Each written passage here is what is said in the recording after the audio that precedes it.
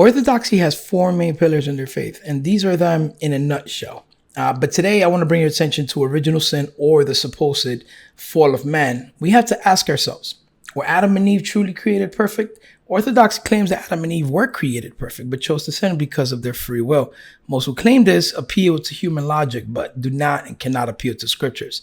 Stick around, as I will prove with scriptures and without a shadow of a doubt that, one, Adam and Eve were not created perfect, and two, the choice they made was not a free one of external and internal influences.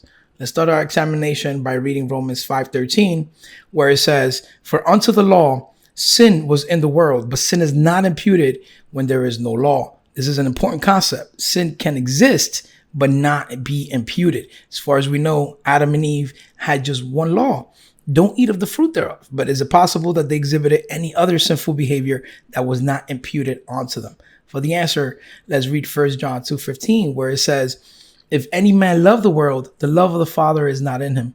For all that is in the world, the lust of the flesh and the lust of the eyes and the pride of life, is not of the Father, but is of the world."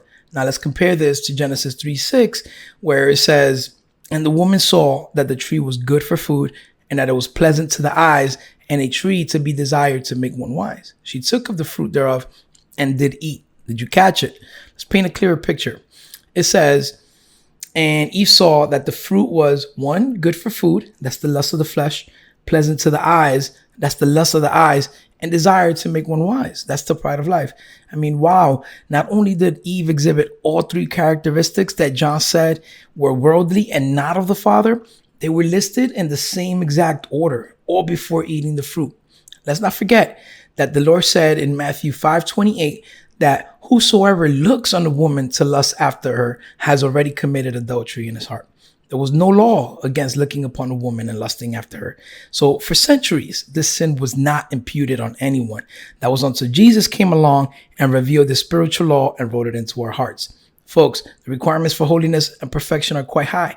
And as you can see, Adam and Eve simply did not meet them. So what does this all mean? To me, it's clear that it means that Eve was not a perfect, she was not sinless, and did not have free will to choose otherwise. By extension, neither did Adam. Someone who can lust is not perfect, and our fight with lust and fleshly desires cannot be won except through Christ. Remember, flesh and blood cannot inherit the kingdom of heaven.